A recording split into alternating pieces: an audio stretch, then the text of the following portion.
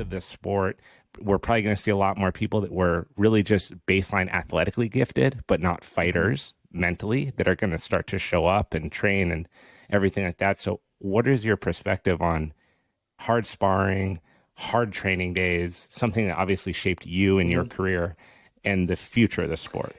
That's it's always really tough because everyone's gonna have their opinion on that, and they're not wrong on it.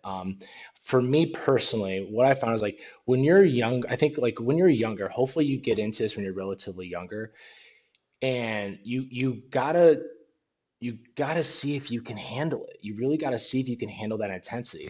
But there's comes a point though, especially like after like you've done it for a while, like when you're older and this is like your career sport, where you really have to manage that because you only have so much Yes. damage you can really take, right? So everyone's got to find, okay, there's a starting point of like, okay, I'm going to do this. Well, you have to build up to a certain point of skill, of intensity, of this before you can kind of start going down and start kind of managing it a little bit more for the Right. longevity of it.